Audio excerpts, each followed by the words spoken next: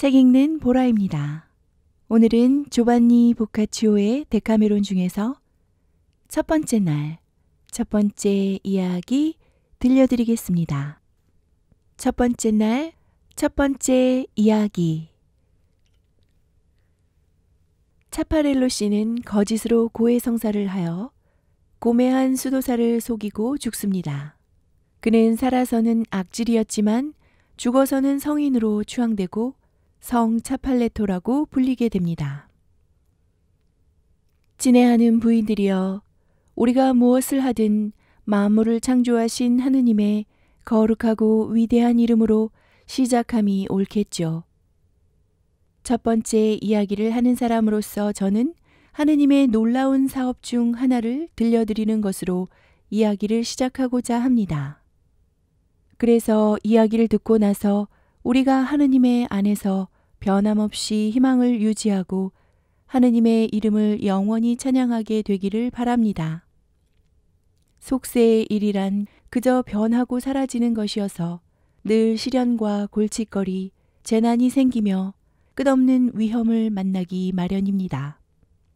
그런 일들을 겪으며 그 한 부분으로 살아가는 우리에게 하느님의 각별한 은총의 힘과 지혜가 미치지 않는다면 누구도 그에 맞서 자신을 지켜나갈 수 없을 겁니다. 우리가 잘나서 하느님께 은총을 주신다고 생각하셔도 안 됩니다. 우리가 어떤 장점을 가졌든 그것은 오직 그분의 사랑과 온유로부터 나온 것이며 사는 동안 하느님께서 기뻐하실 일을 흔들림 없이 행하다가 우리처럼 죽음을 맞아 영원한 축복 속에서 하느님께 이른 성인들의 기도 덕분입니다. 성인들은 우리의 나약함을 경험으로 잘 알기 때문에 어쩌면 우리가 직접 위대한 심판자 하느님께 청을 넣을 용기가 없기 때문일지도 모릅니다. 우리는 그분들께 부탁을 드리는 것입니다. 그러면서 우리는 관대하고 자유로우신 하느님을 더욱더 생각하게 됩니다. 인간의 눈은 신성한 지성의 비밀을 꿰뚫어 볼 수 없기 때문에 평범한 생각에 속고 어쩌면 하느님께서 영원히 추방하셨을지도 모르는 자를 하느님의 대변자로 오해하기도 한답니다. 그러나 무엇이든 다 아시는 하느님은 기도를 드리는 자의 무지나 죄보다는 그 순수한 동기를 더 살피심으로 마치 그 대변자도 하느님의 축복 안에 있다는 듯 하느님께 기도하는 자들에게 응답을 하시는 겁니다.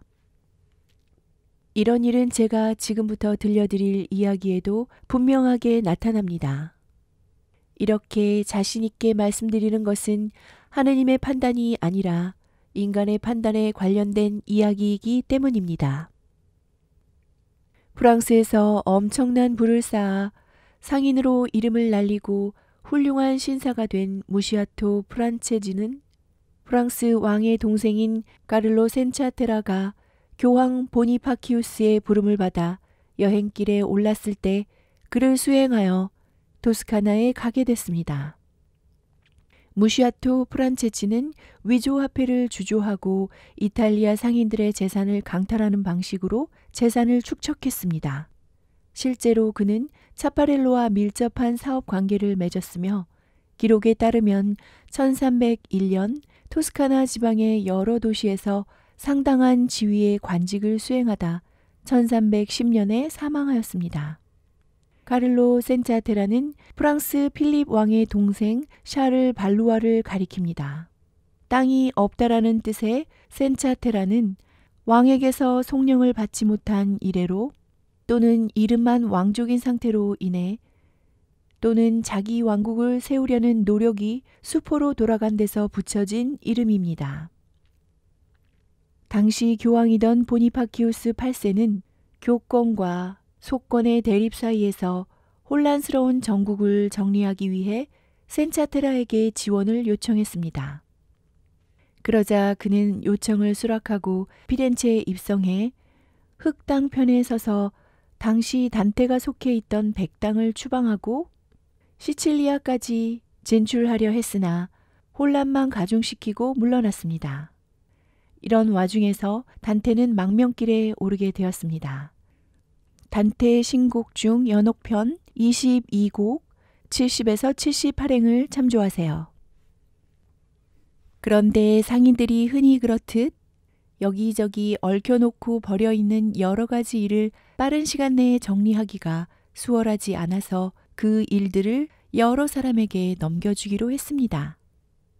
다른 일은 다 조정이 됐습니다만 부르고뉴 사람들에게 빌려준 돈을 회수해낼 사람을 찾는 일이 문제였죠.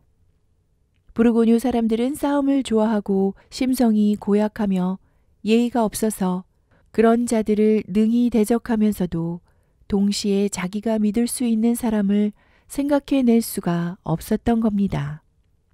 오랫동안 고민을 거듭하던 그의 머리에 문득 파리의 집에 드나들던 차파렐로 다 프라토라는 사람이 떠올랐습니다. 체구가 작고 옷차림이 말쑥한 자였죠. 차파렐로라는 단어를 몰랐던 프랑스 사람들은 카펠로, 즉 프랑스어로 화환이라는 뜻을 가진 단어를 떠올리고서 그에게 차펠로라는 이름을 붙여주었답니다. 단 몸집이 작았기 때문에 차펠로 대신에 차펠레토라고 불리게 됐죠. 이탈리아어에서는 명사나 고유명사 뒤에 에토를 붙여 의미를 약화하거나 크기의 작음, 애정, 경멸 등을 나타냅니다. 그래서 그를 차파렐로라고 아는 사람은 극히 드물었고 모두에게 차팔레토로 통했습니다. 차팔레토 씨는 이런 사람이었습니다. 공증인인 그는 자기가 가지고 있는 법률 서류 가운데 별로 많지도 않았지만요. 가짜가 아닌 것이 있다면 자기 명예가 훼손된다고 생각할 법한 사람이었어요. 사실 그는 부탁받는 대로 수많은 허위 서류를 남발했는데 고액의 수수료를 받는 일보다 이 일을 더 좋아했습니다. 또 부탁을 받았건 받지 않았건 거짓 증언도 즐겼어요. 당시 프랑스에서는 선서를 매우 중요하게 여겼고 위증을 한다는 건 생각하기 힘들었기 때문에 진실을 말하겠다는 선서가 요구되는 경우라면 거짓을 늘어놓는 그가 늘 이겼습니다. 그는 친구들이든 친지들이든 누구든지 대립하고 싸우고 피를 보는 일을 부추기며 즐거워했어요. 상황이 악화될수록 기쁨도 커졌죠. 살인이나 다른 범죄에 개입해야 할 일이 생기면 거절하는 법이 없었으며 심지어는 자기 손으로 직접 사람을 죽이기도 했습니다. 하느님과 성인들에게 불경스러운 욕설을 늘어놓기 일쑤였고 누구보다도 다혈질이어서 작은 일에도 성질을 부리곤 했습니다. 성당에는 한 번도 나간 적이 없고 성당의 의식을 깔보는 저질스러운 얘기를 늘어놓았어요. 그러니 술집이나 수상한 곳들을 제 집처럼 드나드는 거야 당연했죠. 여자라면 살점 붙은 뼈다귀를 본 개처럼 침을 질질 흘렸고 이 세상의 어느 타락한 남자보다도 더 큰 유욕을 추구했습니다. 또 성자가 자선을 하듯 도둑질도 거리낌 없이 했어요. 게다가 참 엄청나게 먹고 마시고 그러다가 너절하게 앓으며 드러눕기도 했죠. 도박도 둘째가라면 서러워할 만큼 좋아했습니다. 제가 이 사람의 험담을 왜 이렇게 오래 늘어놓을까요? 그자는 아마 이 세상에 태어난 사람들 중 가장 저질일 겁니다. 그래도 오랫동안 무시아토 씨의 힘과 영향력 아래서 보호를 받아왔죠.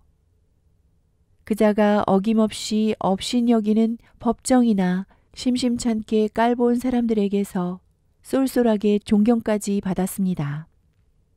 그자가 사는 방식을 잘 알았던 무시아토 씨는 차팔레토 씨를 떠올리고는 그라면 거친 부르고뉴 사람들을 상대할 만한 인물이라고 판단했어요. 그래서 그를 불러 이렇게 말했습니다. 차팔레토 씨, 알다시피 내가 이곳을 좀 떠나 있게 됐소. 그런데 처리할 문제가 좀 남았구려. 부르고뉴 사람들 말이오. 그 간교한 자들이 문제요. 내가 볼 때 빌려준 돈을 회수하는데 당신만큼 적당한 사람이 없는 것 같소. 지금 수임한 일이 없는 듯하니 이 일을 맡아준다면 당신과 법정이 원만한 사이를 유지할 수 있게 힘도 쓰고 일정 지분의 돈도 지불하겠소.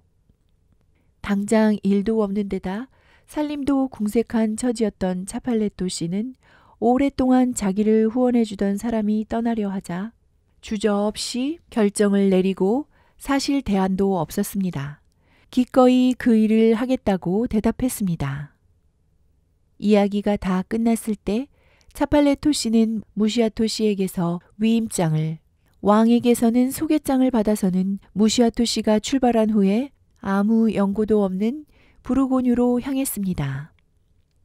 그리고 도착하자마자 자기 성격과 정반대로 의젓하고 고상한 태도로 마치 불같은 성질은 다른 데다 두고 온 듯이 목표를 달성하고자 빚을 받아내기 시작했습니다. 그러나 오래지 않아서 일이 터졌죠. 그는 대부업을 하던 피렌체 출신의 어느 형제 집에 머물고 있었는데 평소 무시아토 씨를 존경하던 형제는 차팔레토 씨에게 큰 호의를 베풀어 주었습니다. 그런데 갑자기 차팔레토 씨가 병에 걸린 겁니다. 형제는 즉시 의사를 부르고 하인에게 간호를 시키는 등 병이 낫도록 최선을 다했습니다. 그러나 모든 것이 소용이 없었습니다. 나이를 먹을 만큼 먹은 데다 오랜 시간에 걸쳐 이미 기운을 다 써버렸기 때문입니다. 의사는 병이 나날이 악화되다가 결국에는 죽음에 이를 거라고 말했습니다. 적잖이 당황한 형제가 하루는 차팔레토 씨가 누워있는 방 옆에서 이런 이야기를 나누게 됐습니다. 저 사람을 어떻게 하면 좋지? 하고 한 사람이 말했어요. 참 난감한 일이구먼. 저 인간을 저 상태로 내보내면 사람들이 우리를 얼마나 비난하겠어. 처음에는 호의를 베풀고 의사와 하인을 데려다 치료하느라 애썼지만 결국 죽을 병에 걸리니 쫓아냈다고 떠들지들 않겠냐고. 우리에게 아무 피해도 주지 않았는데 그렇게 하면 되느냐고 할 거란 말이야. 그런데 말이야, 저 인간은 워낙 사악한 일생을 살아서 고해를 하거나 성당의 성사를 받을 생각이 전혀 없을 거야. 고해도 안 하고 죽으면 어떤 성당에서도 받아주지 않아 시신이 개처럼 나뒹굴 텐데 설령 고해를 한다 해도 죄가 너무 많고 무거워서 결과는 마찬가지일 거라고. 저 인간을 사지할 수 있는 신부나 수도사는 아무도 없어. 그렇게 하려는 이도 없을 거고. 어쨌든 저자가 죄사함을 받지 못하면 시신이 개벽다기처럼 굴러다닐 거야. 마을 사람들이 그런 모습을 보면 얼마나 흥분하겠어. 우리 직업을 못마땅해 여겨 만날 비판을 퍼부었고 또 무슨 수를 써서라도 우리 돈을 손에 넣으려 했으니까 말이야. 다들 이렇게 떠들어대겠지. 성당도 받아주지 않을 이 개같은 이탈리아 놈들아, 꺼져라. 그리고 우리 집으로 쳐들어와서 재산을 약탈하다 못해 우리 목숨까지 팔아치울지도 몰라. 그러니 저 인간이 죽으면 큰일 나게 생겼어. 앞에서도 말했지만 바로 옆방에 누워있던 차팔레토 씨는 이 이야기를 모두 들었습니다. 환자들은 귀가 예민해 있기 마련이죠. 그는 형제를 불러 말했어요. 당신들이 나 때문에 걱정을 하는 모양인데 전혀 그럴 필요 없소. 나는 덜끝만큼도 해를 끼치지 않을 거요. 나에 대해 하는 얘기를 들었소. 나도 당신들이 생각하는 대로 일이 벌어질 거라고 생각해요. 일이 당신들 예상대로 굴러간다면 말이오. 하지만 세상 일은 어찌 될지 모르는 법. 살아있는 동안 하느님께 그 많은 불경을 저질렀는데 죽어가는 마당에 또 다른 불경을 좀 더 저지른들 그다지 나쁘지도 않소. 그러니 가장 덕망 있고 지위가 높은 수도사를 데려오시오. 나머지는 내게 맡겨요. 당신 형제한테나 나한테나 아주 깔끔하게 일을 처리할 테니 더 이상 불평할 게 없을 거요. 형제는 이 말에 별 위안을 얻지는 못했지만 그래도 어느 수도사를 찾아가 집에 죽어가는 이탈리아 사람이 있으니 현명하고 덕망 있는 사람을 보내서 고해 성사를 하게 해달라고 부탁했습니다. 그래서 온 수도사는 선하고 덕망 높은 노인이었죠. 그는 성경에 정통하여 최고로 추앙받았고 마을 사람들 모두로부터 지대한 존경을 받았습니다. 어쨌든 이런 사람을 집으로 데려왔죠. 수도사는 차팔레토 씨가 누워있는 방에 오더니 이내 머리맡에 앉아 우선 부드러운 말로 그를 위로해 주었습니다. 그리고 고해를 한 지 얼마나 됐느냐고 물었습니다.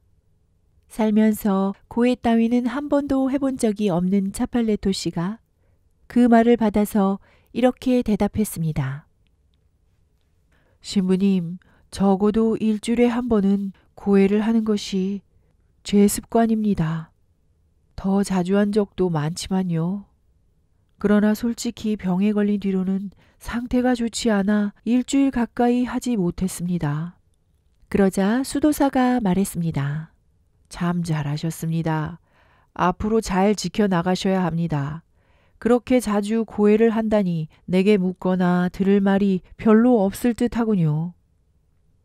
신부님, 그런 말씀 마세요. 제가 아무리 규칙적으로 고해를 한다지만 태어날 때부터 저지른 제가 기억하는 모든 죄를 깡그리 고백하는 것이 한결같은 소망입니다.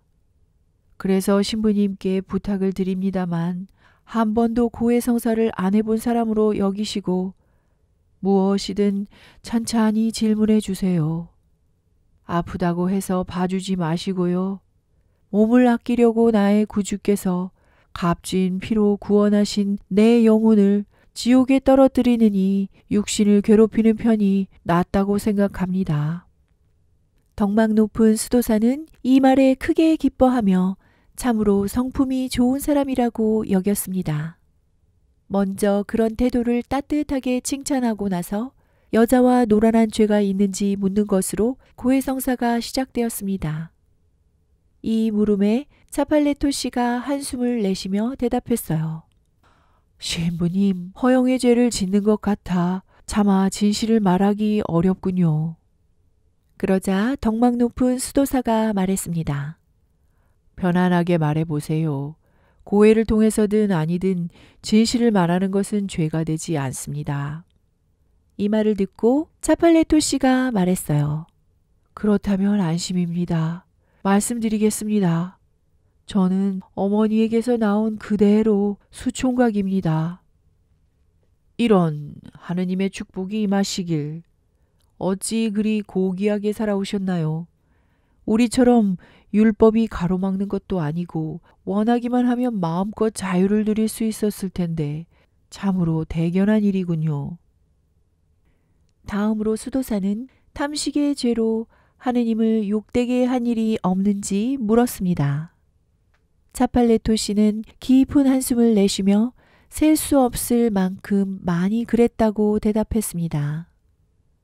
신앙이 독실한 사람들이 한 해에 보통 한 번 지키는 단식 기간은 물론이고 한 주에 적어도 사흘은 빵과 물을 끊는 데 익숙하지만 그 밖에는 특히 기도를 한다든가 순례길에 나섰을 때 모주꾼이 포도주를 들이키듯 물을 아주 달게 들이켰다고 말했습니다.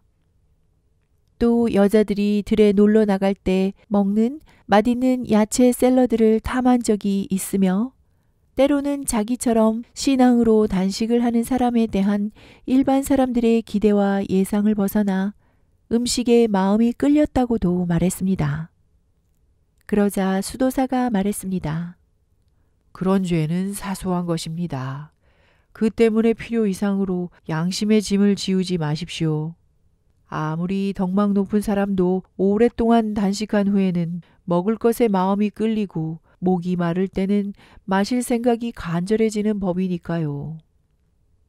아, 신부님, 그런 말로 저를 위로하지 마세요. 보면 아시겠지만 저는 하느님을 섬기며 행한 일들을 정직해야 하고 어떤 흠도 없어야 한다고 생각합니다. 그렇지 않으면 누구라도 죄를 짓는 것입니다. 수도사는 크게 기뻐하며 이렇게 말했습니다. 그렇게 생각하신다니 참으로 기분이 좋군요. 당신의 순수하고 선량한 양심이 나를 매우 흐뭇하게 합니다. 하지만 혹시 이 점은 어떨까요? 분수에 넘치는 것을 바라거나 혹시 갖지 못한 것을 가지려는 탐욕의 죄를 지은 적은 없나요? 거기에 차팔레토 씨는 이렇게 대답했죠. 신부님, 제가 대부업자 집에 신세를 지고 있다 해서 그렇게 보시면 곤란합니다. 그 사람들의 일과 저는 전혀 상관이 없습니다. 오히려 그자들을 경계하고 훈계하며 이런 식으로 뻔뻔스럽게 돈벌이를 못하게 하려고 여기에 왔습니다.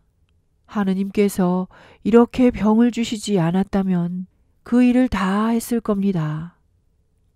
하지만 제 아버지가 남겨주신 막대한 유산을 자선 사업에 다시 쏟아부었다는 점만은 말씀드려야겠군요. 그러고 나서는 저는 먹고 살기 위해 또 가난한 그리스도인들을 돕기 위해 자그마한 장사를 시작했지요. 많이 벌고 싶은 마음으로 열심히 했고 언제나 수입의 절반은 제 생활비로 쓰고 절반은 가난한 자들에게 나누어 주었습니다. 그래서인지 창조주께서는 저를 크게 도와주셨고 사업은 계속 번창했습니다. 참 잘하셨습니다. 그런데 말입니다. 혹시 가끔이라도 화를 내신 적은 없나요? 하고 수도사가 물었습니다. 아, 그거요. 분명히 말씀드리지만 그런 적이 많았습니다. 역겨운 짓으로 하루를 보내는 일을 하는 사람, 하느님의 가르침을 무시하거나 하느님의 심판을 업신여기는 사람들을 보고도 참아야 할까요? 젊은 사람들이 흥청망청하거나 거짓말을 하거나 주막에서 술만 마시거나 성당에 가지도 않고 하느님의 세상과 전혀 상관없는 길로 가는 꼴을 볼 때마다 저는 하루에도 수백 번씩 죽지 못해 사는 기분이 들었습니다. 그러자 수도사가 대답했습니다. 그런 화라면 괜찮습니다. 나도 그런 일 때문에 당신더러 회개하라고 할 수는 없습니다. 하지만 화가 나서 누군가를 죽게 했다든지 혹은 누군가를 매도하거나 헐뜯거나 한 적은 없었나요? 거기에 차팔레토 씨는 또 이렇게 답했죠. 아니, 신부님은 하느님의 사제로서 어떻게 그런 말씀을 하십니까? 신부님께서 무슨 말씀을 하고 계신지 단 한순간이라도 생각해 보세요. 자비로운 하느님께서 선택하신 분이라고 믿기 어렵군요. 그런 일은 살인자나 불안당이 하는 일이에요. 어쩌다 그런 자를 만나도 쫓아버리고 회개하게 해달라고 기도드렸지요. 하느님이 축복하실 겁니다. 하지만 말씀해 보세요. 누군가를 모함하려고 위증이나 비난을 했다거나 허락도 구하지 않고 남의 소유물을 취한 적은 없나요? 하고 수도사가 말했습니다. 딱 한 번 있습니다. 누군가를 비난한 적이 있어요. 이유도 없이 만날 자기 마누라를 패는 이웃이 있었는데 그 여자 친척에게 그자를 욕한 적이 있어요. 그 가엾은 여자가 정말 마음에 걸렸거든요. 술만 취하면 얼마나 개패듯 두드려대는지 신부님은 모릅니다. 하느님만이 말씀해 주실 수 있을 거예요. 이 말을 듣자 수도사가 말했습니다. 아, 그렇군요. 그런데 장사를 하셨다던데 다른 장사꾼들처럼 남들을 속인 적이 있나요? 분명히 있었습니다.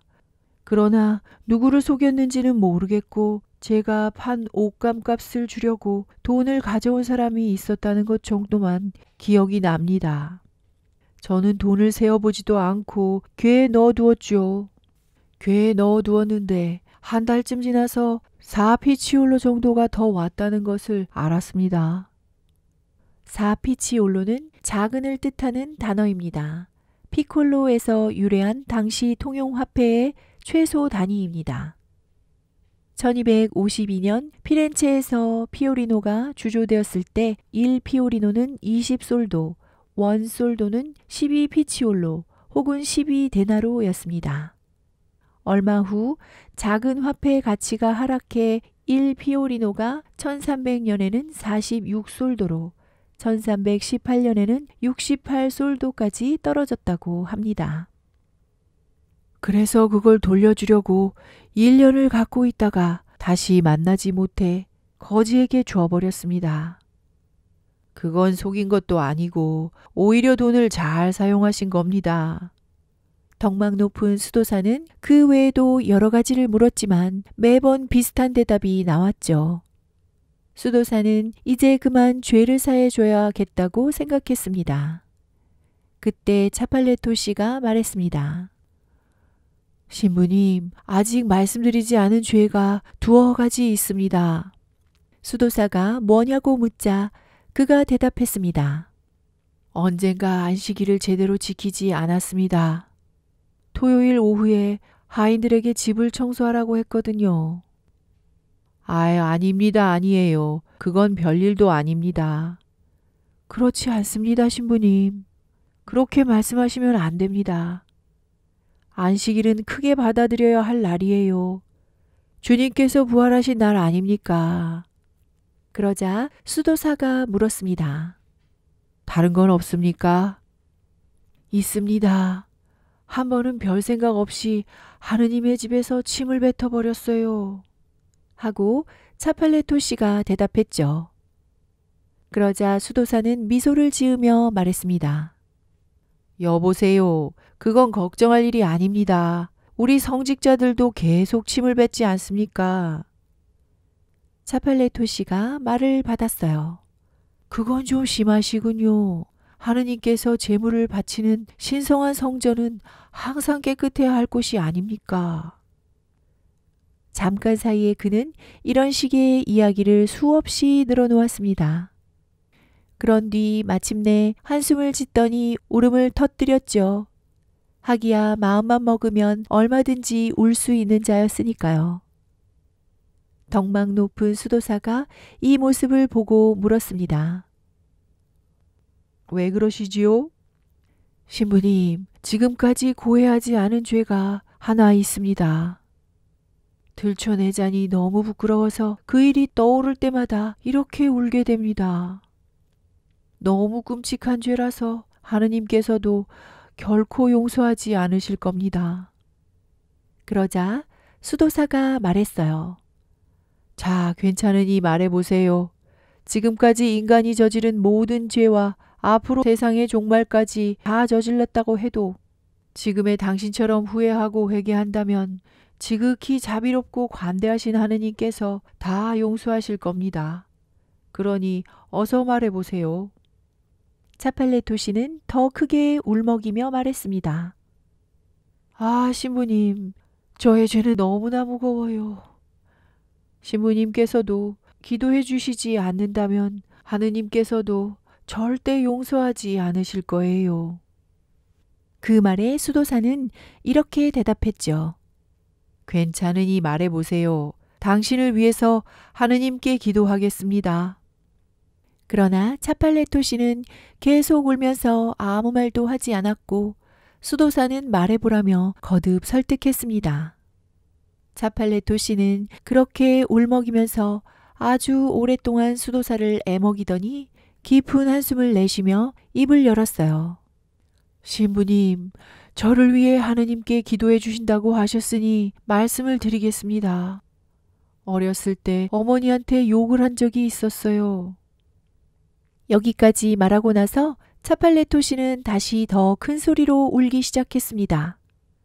아니, 그게 그렇게 큰 죄인가요? 사람들은 하루 종일 하느님을 욕합니다. 그러나 하느님께서는 당신을 욕하고 후회하는 자들을 다 용서해 주십니다. 그런 하느님께서 그만한 일을 용서하지 않으시겠습니까? 그만 울고 진정하세요. 설령 당신이 우리 주님을 십자가에 못 박은 자들 가운데 하나라 해도 절절하게 회개하기만 한다면 분명히 당신을 용서하실 겁니다. 그러자 차팔레토 씨가 대답했습니다. 아, 신부님, 그게 무슨 말씀이세요? 9달을 밤낮으로 몸에 품어주시고 태어난 후에는 몇백 번이나 안아주신 정다운 내 어머니를 욕하다니 저는 그게 너무나 큰 죄라고 생각합니다. 신부님이 하느님께 기도해 주시지 않으면 정말 용서받지 못할 거예요. 덕망 높은 수도사는 차팔레토 씨가 이젠 더 고해할 것이 없다고 생각해서 그에게 면제를 선고하고 축복을 내렸습니다. 차팔레토 씨의 말을 곧이곧대로 들었기 때문에 그가 성인의 반열에 오를 만한 사람이라고 생각했던 거죠. 죽어가는 사람이 이런 식으로 말하는데 어느 누가 믿지 않겠습니까? 이 모든 일이 끝나자 수도사가 말했습니다. 차팔레토 씨, 하느님의 은혜로 이제 병이 다 나을 겁니다.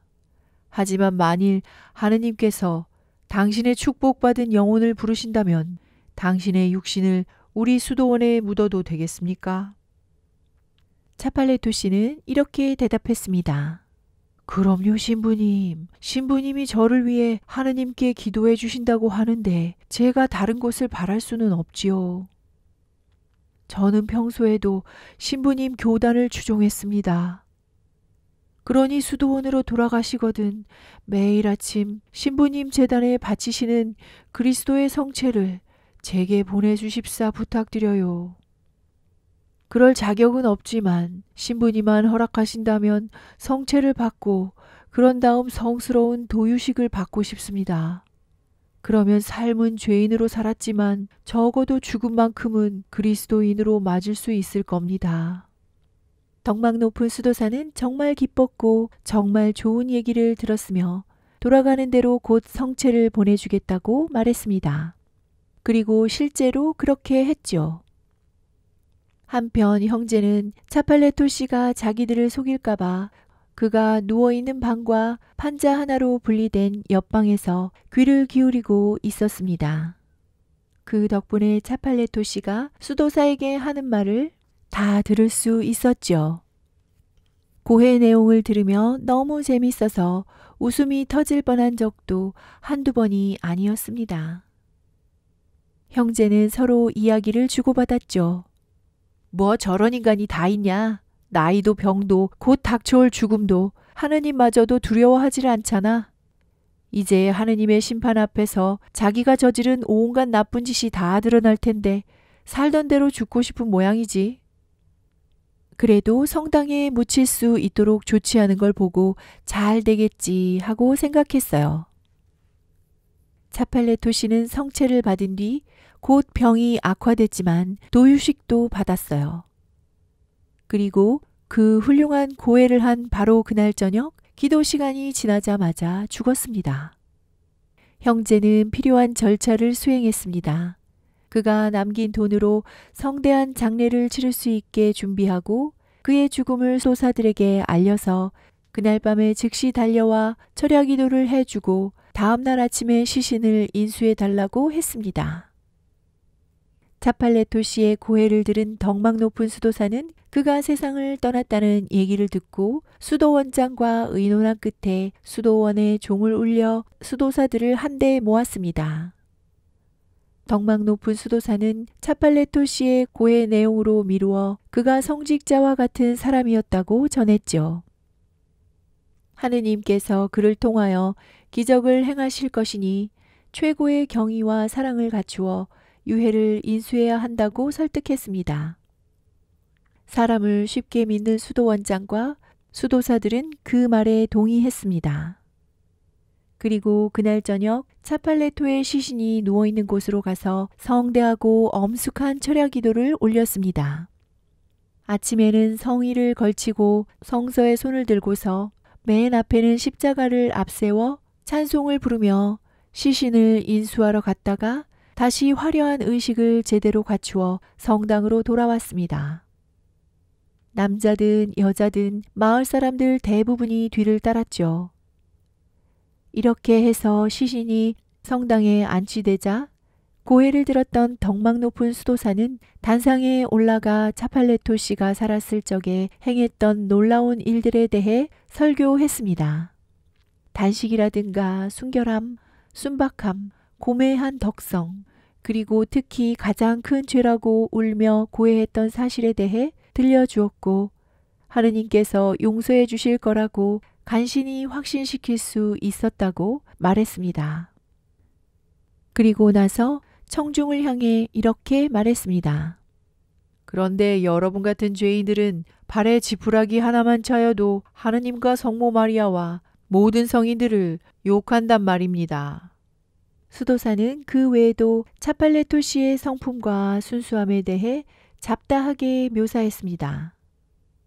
마을 사람들은 삽시간에 그의 말을 믿게 됐고 덕망 높은 수도사는 성당 안에 모인 사람들의 머리와 가슴에 차팔레토 씨를 확고하게 심어 놓았죠. 미사가 끝나자 저마다 나서서 시신의 손발에 입을 맞추느라 대혼잡이 일어났습니다. 그 와중에 시신에게 입힌 옷은 다 찢겨 나갔고 한 조각이라도 움켜진 사람들은 마치 천국에 들어서기라도 한 듯 기뻐했습니다. 그의 시신은 모든 사람이 와서 볼 수 있도록 그곳에 하루 종일 안치되어야 했습니다. 그날 밤 그의 시신은 대리석관에 영예롭게 안장됐습니다. 그 다음 날부터 사람들은 촛불을 들고 모여들어 그를 위해 기도하기 시작했습니다. 그리고 봉헌을 하고 초로 만든 성상들로 제단을 꾸미는 등 난리를 피웠죠. 차팔레토 씨의 성스러움에 대한 소문은 놀랄 만큼 빨리 퍼져나가서 어려운 시기에 그의 보살핌을 기원하지 않는 사람이 없었습니다. 그렇게 해서 사람들은 그를 성 차팔레토라고 부르게 되었고 지금도 그렇게 부르고 있죠. 게다가 하느님께서는 그를 통해 기적을 행하셨고 그 때문에 이 특별한 성인에게 헌신하는 사람들에게는 계속해서 축복을 내리신다는 믿음이 생겨났습니다. 차팔레토 다 프라토 씨는 이렇게 살다가 죽어 성인이 되었습니다. 하느님께서 그자에게 축복을 내리시고 그자를 용서하셨을 것을 부정하고 싶지는 않습니다. 비록 극악무도하고 죄로 가득 찬 일생을 보냈지만 마지막에 가서 경건하게 참회하여 하느님께서 긍휼히 여기시고 그에게 천국을 허락하신 것이죠. 하지만 이건 우리가 알 수 없는 일이니 그저 겉으로 드러난 일만 받고 말해야겠죠. 나는 그 친구가 천국보다는 지옥에서 악마의 손에 들어가 있을 것 같군요. 만일 그렇다면 우리는 하느님의 사랑과 관용이 얼마나 위대한지 알아야 합니다. 하느님께서는 우리의 잘못이 아니라 우리 신앙의 순수함을 보고 계시며 우리가 그분의 적을 중개자로 내세웠을 때도 우리 기도를 들어주시니 말입니다. 그분의 은혜를 중개하는 어느 성스러운 사람에게 우리가 기도를 올리는 것으로 봐주시는 것입니다.